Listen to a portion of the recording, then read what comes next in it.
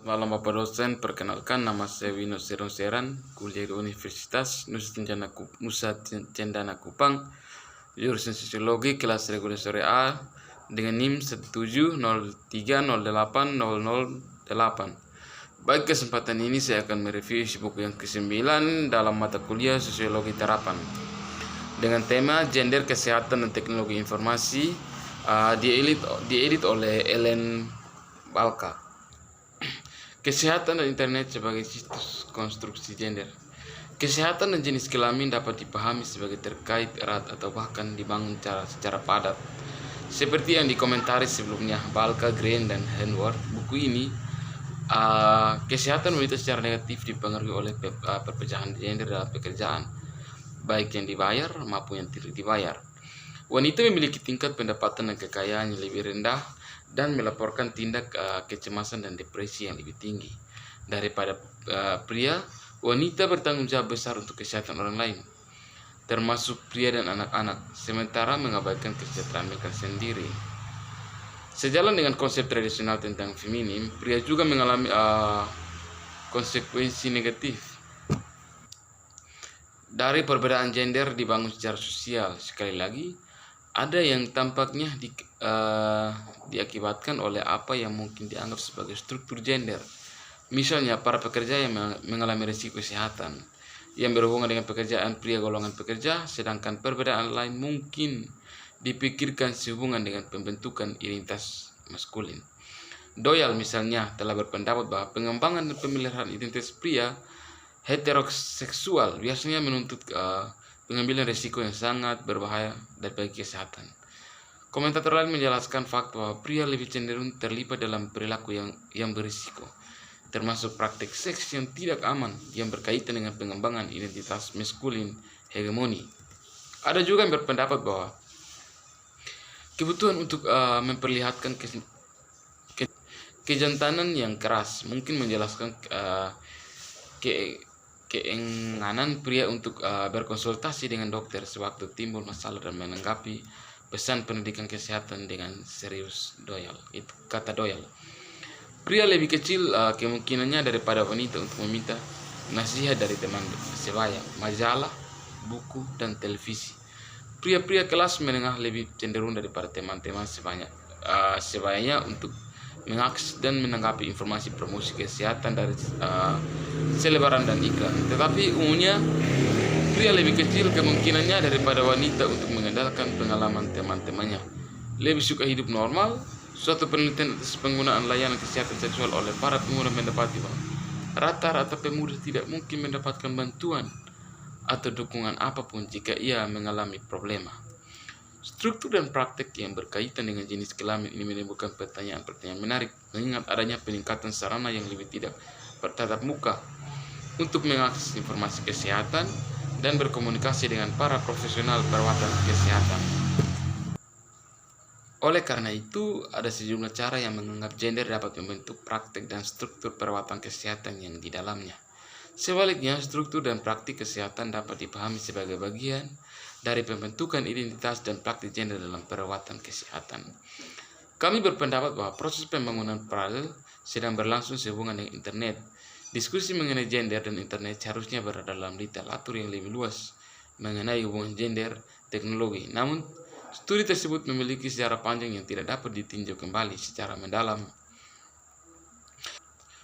Cukup untuk mengatakan bahwa seiring waktu telah ada pergeseran fokus dari wanita ke gender dan dari eksklusivitas dan pernyataan ke pemahaman yang lebih bernuansa tentang cara-cara di mana gender dan teknologi saling melengkapi.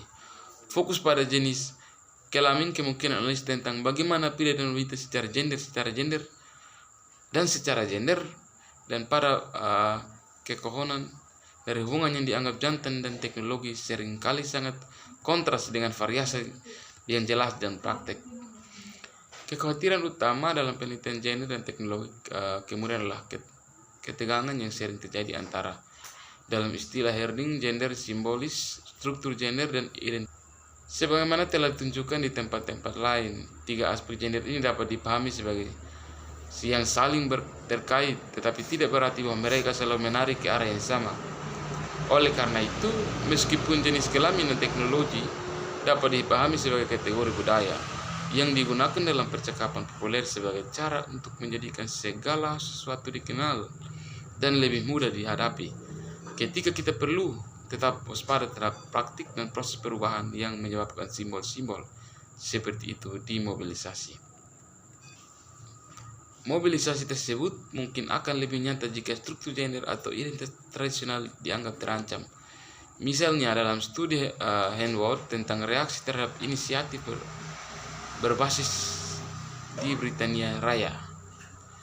Dia berpendapat bahwa penanda gender dan esen telah dinyatakan kembali sebagai respon terhadap batas-batas gender yang dianggap ancaman terhadap batas-batas gender tradisional dengan inisiatif yang sama.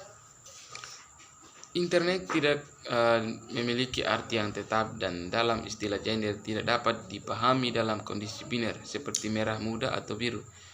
Ia terus berkembang dan artinya dibangun dalam penggunaan serta dalam produksi. Seperti yang dikatakan Miller dan Slater, internet bukanlah ruang riber yang tidak bertuan. Sebaliknya, banyak teknologi baru digunakan oleh beragam Salvo dan Mason. Meskipun demikian, binaris terus beredar, tidak hanya dalam wacana populer, tapi juga dalam representasi media dari internet. Kurang jelas mungkin dalam wacana akademik juga. Dorer telah menunjukkan bagaimana dalam fase ketiga internet ditandai oleh komersialisasi, media tidak lagi menyebut dari diri mereka secara khusus untuk secara teknis pengguna pria dan menyebut wanita sebagai ibu, juru masak, dan konsumen. Dalam pembicaraan akademik, sangat mengandalkan jenis biner ini ketika dia berpendapat bahwa jaringan informasi seperti yang diwakili oleh internet secara khusus adalah tanda feminisme, menawarkan aliansi wanita dan mesin tanaman seperti halnya orang-orang yang berpendapat internet sedang terancam menjadi ruang maskulin yang membuat wanita sukses dibina, seraya pria mendominasi interaksi di internet dan prioritas maskulin terus membentuk internet. Yang berikut kisah praktik sehari-hari gender dan kesehatan dan internet. Kita memulai kisah praktik sehari-hari kita dengan kisah Victor dan Peter. Kedua pria ini mengalami tuntunan koneksi yang diutarakan oleh konfigurasi tertentu dari internet dalam pembicaraan pasien yang terinformasi, tetapi menanggapinya dengan cara yang sangat berbeda. Yang kami telusuri dalam kaitannya dengan hubungan mereka yang berbeda dengan maskulinan, yang pada gilirannya dibentuk oleh konteks kesehatan spesifik mereka. Victor berusia 59 tahun dan menikah.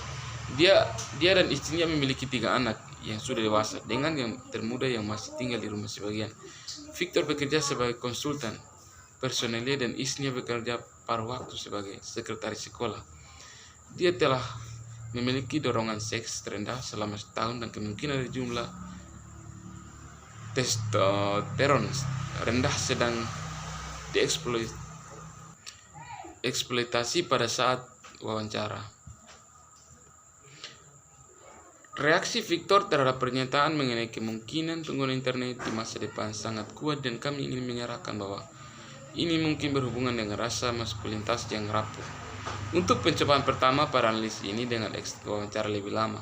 Jika seperti yang disarankan oleh beberapa pakar feminis, hubungan erat pria dengan teknologi telah dibentuk berdasarkan perasaan tidak berdaya. Dalam bidang kehidupan lainnya, misalnya hubungan pribadi yang disebut tesis Hector atau kekuatan kelas, akan masuk akal seolah-olah pernyataan-pernyataan kita menarik perhatian pada kurangnya potensinya tidak hanya dalam arena seksual tetapi juga dalam potensi. Karena kompensasi teknologi, kami menyerahkan bahwa kerapuhan tertentu Victor dalam hubungannya dengan impotensi seksualnya dapat dijelaskan dengan kurangnya penjelasan fisiologis yang jelas dan ketidaknyamanan yang sangat jelas. Dengan satu interpretasi psikologis ini dapat didukung sebagian dengan memeriksa kasus yang berbeda. Ada beberapa pertanyaan dari Victor. Aku tidak menggunakannya, aku tidak bisa diganggu. Aku harus menggunakan komputer aku tidak tahu, aku hanya tidak bisa diganggu. Aku malas tentang itu. Ini bukan hal semacam saya lebih suka mengangkat telepon dan berbicara dengan seseorang daripada mengirim mereka email yang saya temukan membutuhkan terlalu lama. dibandingkan dengan Victor Peter sama sekali tidak defensif tentang bergunanya terhadap internet. Dia berbicara dengan mudah tentang preferensi untuk pendekatan dan kehadiran yang ditawarkan oleh telepon, dan dirinya mengakui ketidakmampuan dalam berurusan dengan email. Respon yang lebih santai terhadap pernyataan tentang pengguna internet ini sejajar dengan kecanggihannya dalam membicarakan ID. Baik, mungkin ini bisa dibawakan dalam buku review yang ke-9. Sekian dan terima kasih. Selamat malam.